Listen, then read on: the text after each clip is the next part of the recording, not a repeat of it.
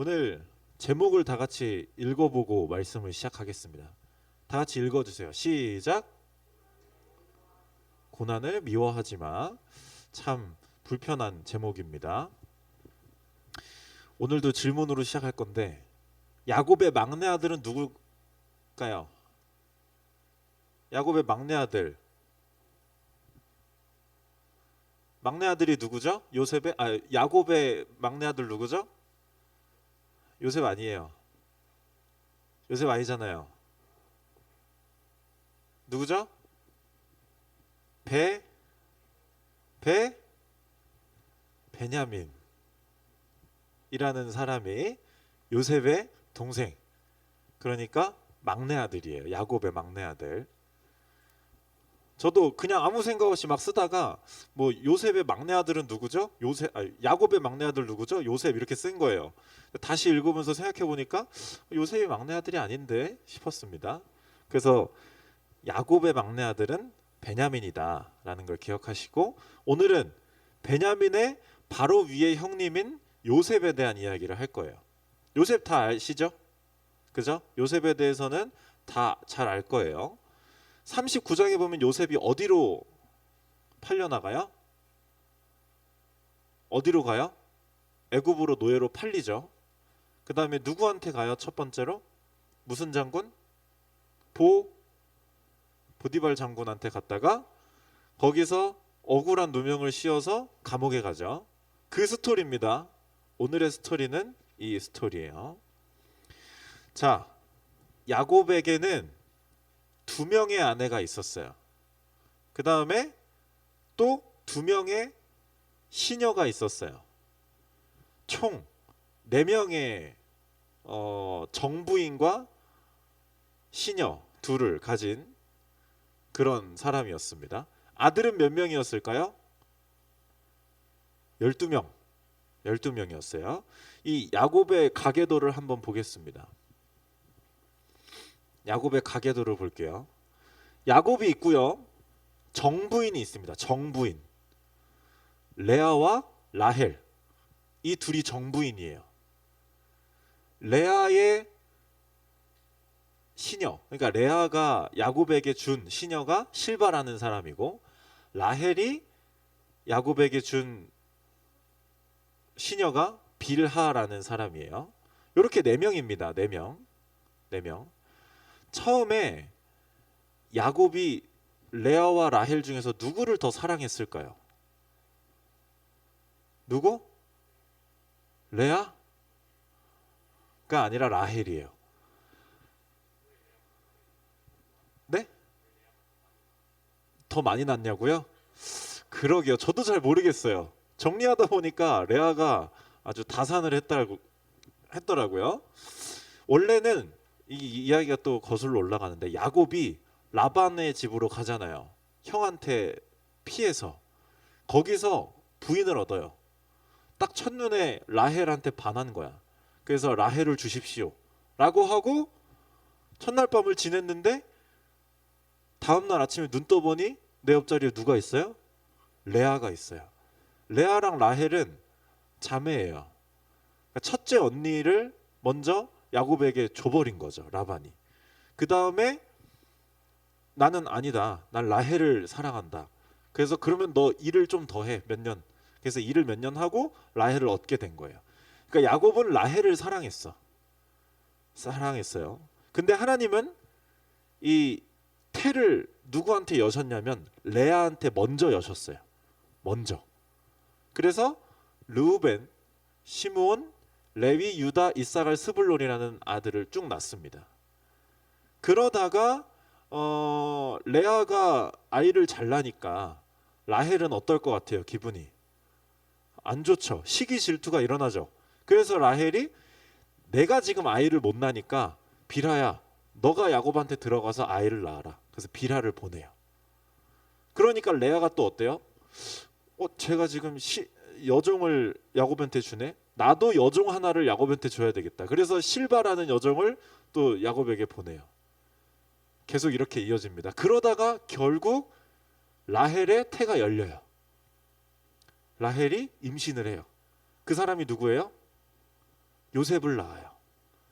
그 다음에 마지막으로 베냐민을 낳다가 라헬은 죽습니다. 그래서 요셉은 야곱의 편애를 받게 돼요. 왜 편애를 받게 되는지 이해가 가시죠? 안 가나요? 이해가 가지 않아요? 라헬을 더 사랑했고 라헬이 요셉을 낳고 베냐민을 낳다 죽었어요. 그리고 빌하와 실바의 자녀들은 정부인의 자녀들이 아니야. 정부인의 자녀는 라헬의 자녀들 뿐, 레아와 라헬이에요. 그러니까 야곱은 라헬을 더 사랑했고 이미 죽어버린 라헬의 자녀들을 끔찍히 더 사랑했던 거죠. 이런 요셉의 가족들, 야곱의 가족들은 아주 복잡한 상황이었다라는 겁니다. 오늘 2절을 잠깐 봅니다. 2절 하반절에 보니까 요셉은 누구랑 함께 있었어요? 37장 2절입니다. 그의 아버지의 아내들 빌하와 실바의 아들들과 더불어 함께 있었더니, 자, 가계도를 다시 보세요. 빌하와 실바의 자녀들과 있었다 그래요. 요셉이 레아의 자녀들이 아니에요. 이건 무슨 뜻이에요? 라헬의 자녀들과 레아의 자녀들이 사이가 좋았다 나빴다? 사이가 좋았으면 같이 있었겠죠. 근데 요셉, 라헬의 자녀인 요셉이 실바와 빌하의 자녀들과만 같이 있었던 이유는 뭐냐면 레아의 자녀들과는 그리 사이가 좋지 않았다라는 걸 뜻해요. 그러니까 지금 요셉의 가족 상황은 아주 엉망진창이라는 거죠. 엄청 지금 어지러운 상황이에요. 그런데 이 요셉이 레아의 자녀들과 사이가 좋지 않았던 이유, 그 이유는 누구 때문일까요? 야곱 때문이라고요. 왜? 근거가 몇 절에 있어요? 바로 밑에 절인 3절에 있습니다. 3절에 보니까 요셉은 노년에 얻은 아들이다. 막둥이다. 막둥이니까 다른 사람들보다 더 사랑했다. 이걸 우리는 뭐라고 불러요? 무슨 단어가 있어요? 편애라는 단어로 부르고 있습니다. 야곱의 편애. 어디서 많이 봤죠? 어디서 봤어요? 어디요?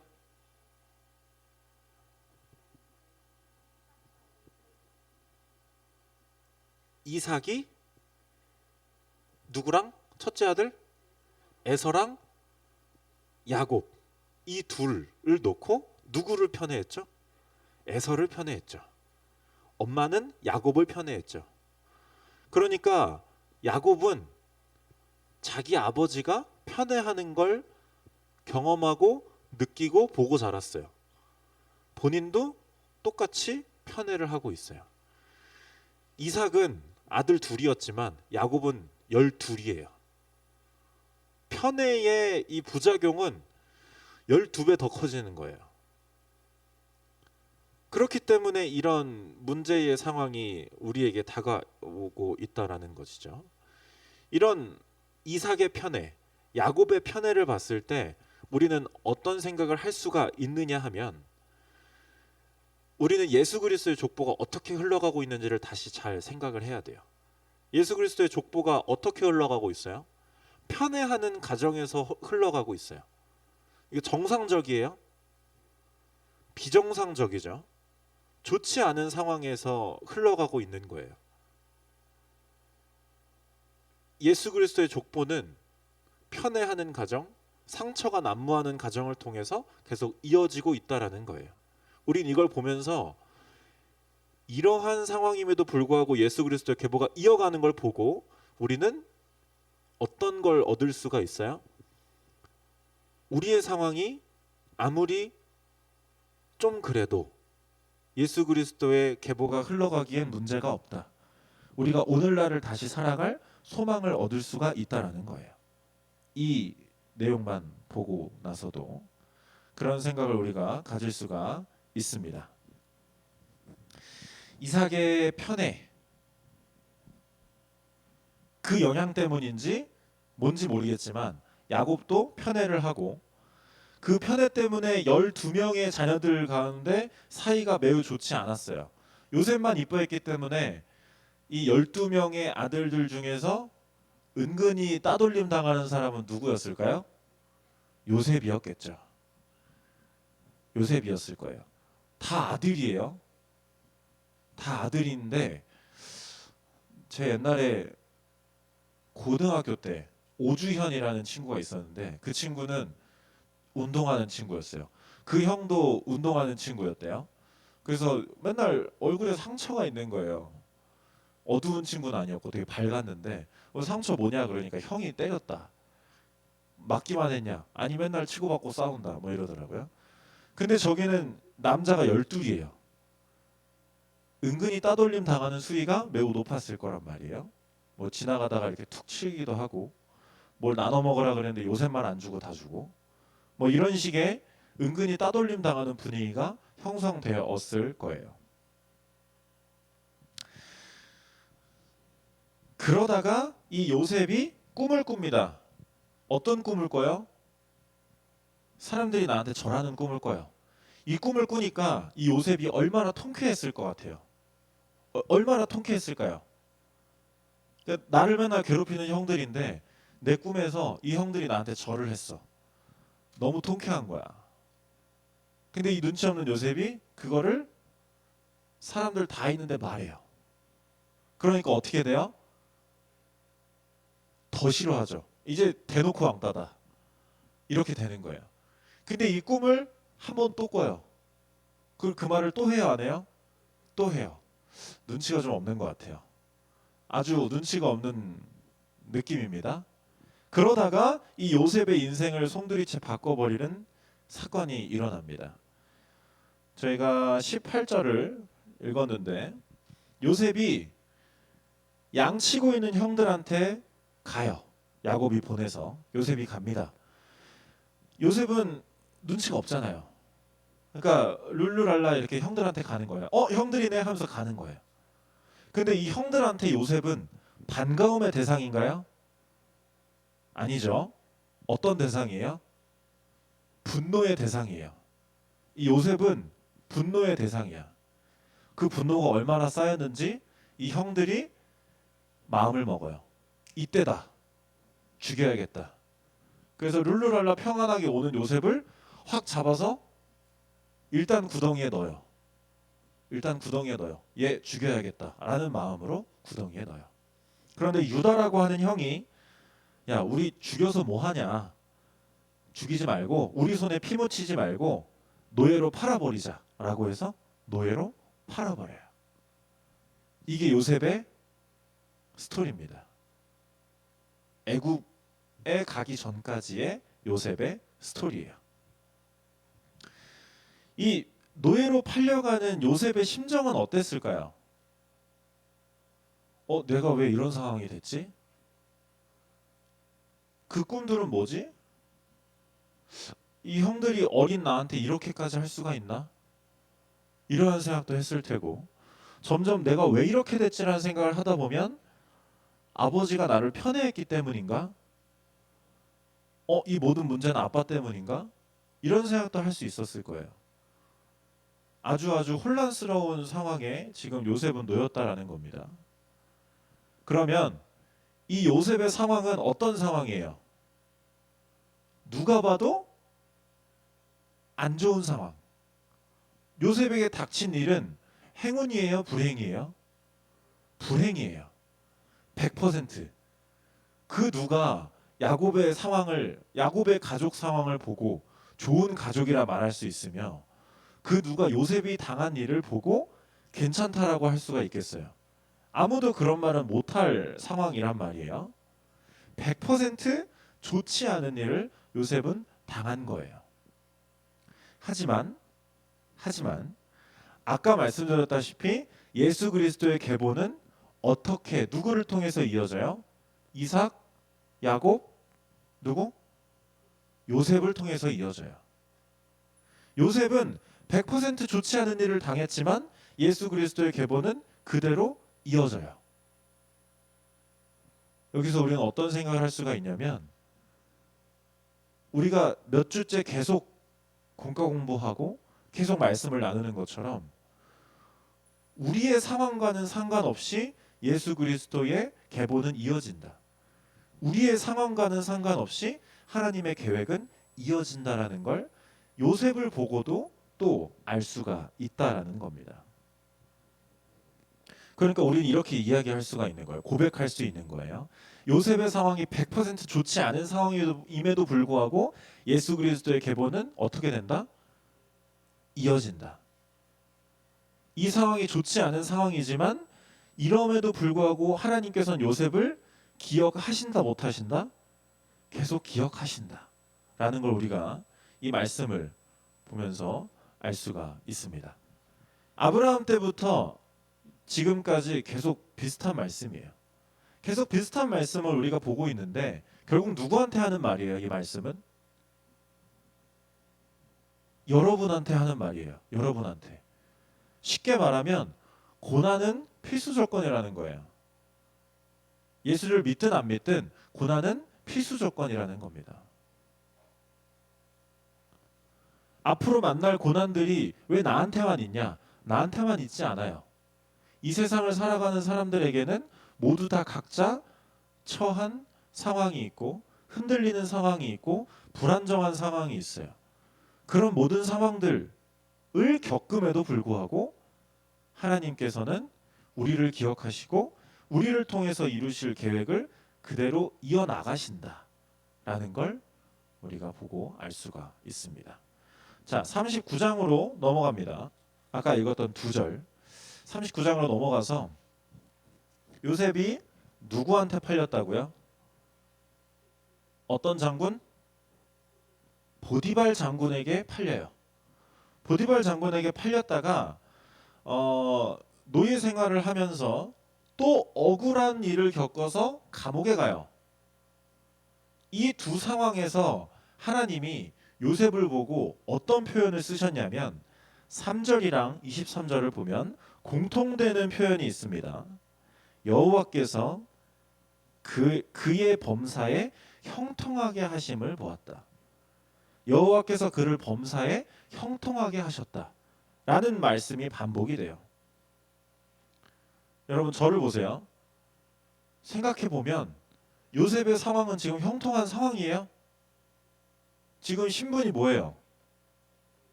노예예요. 노예. 이때 당시에 노예는 동물이다? 사람이다? 동물이다.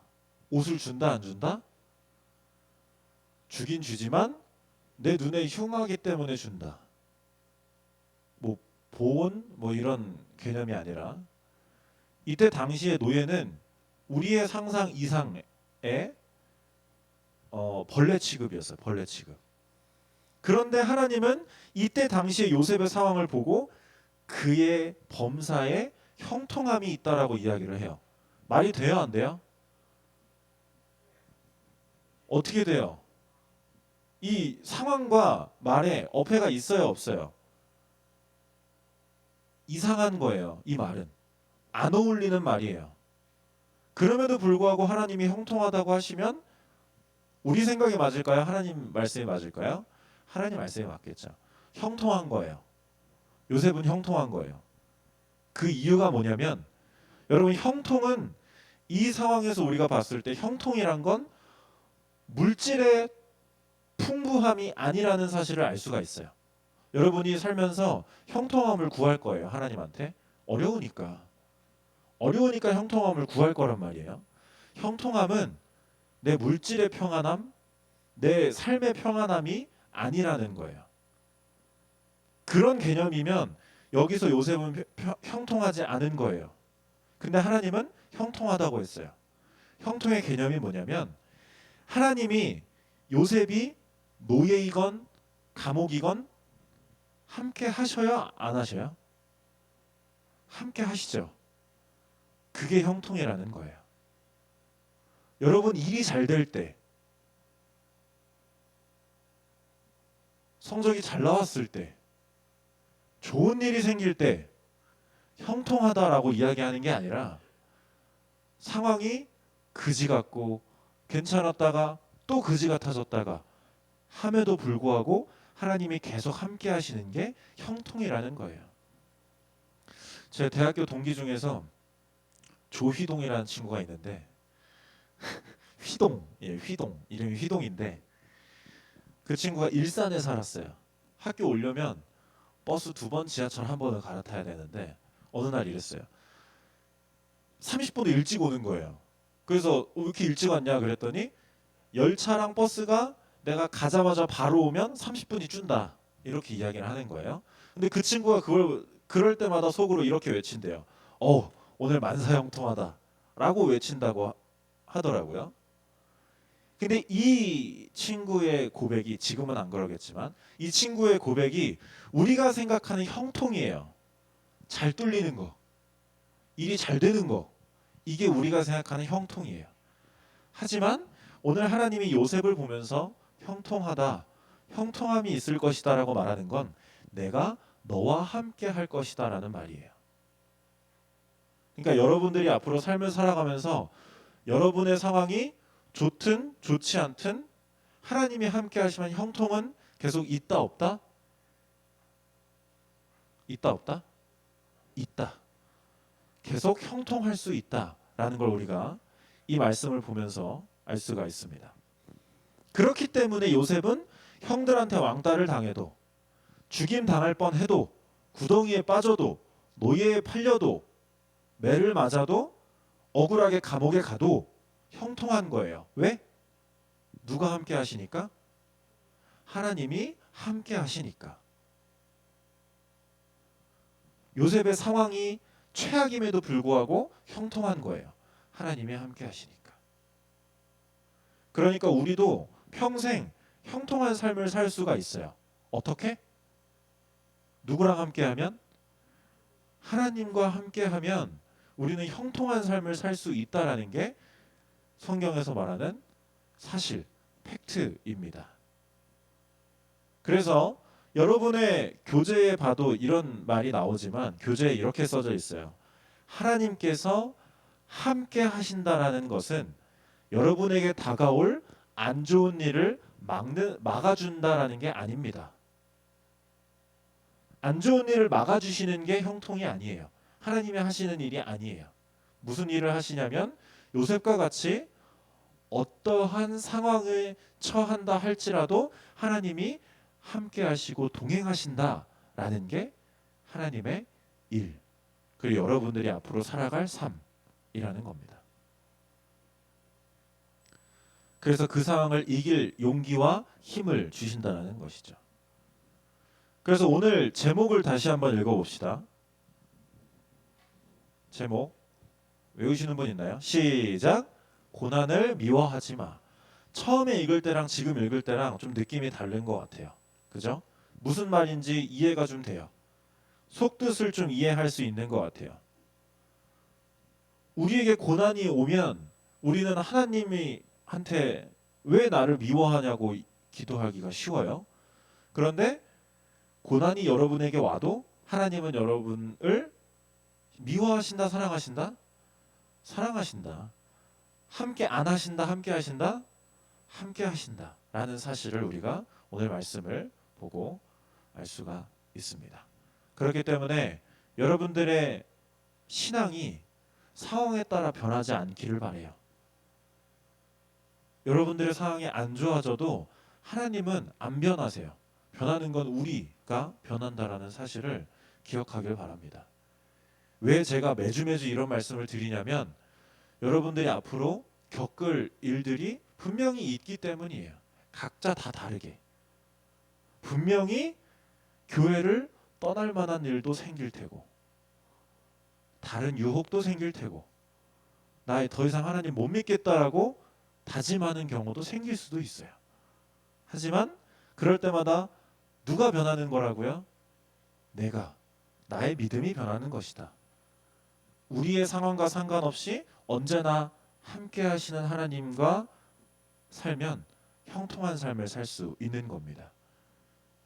이 간단하지만 어려운 진리를 잘 기억하고 형통의 삶을 사는 여러분들 되기를 간절히 소망합니다. 아멘이십니까? 기도하겠습니다.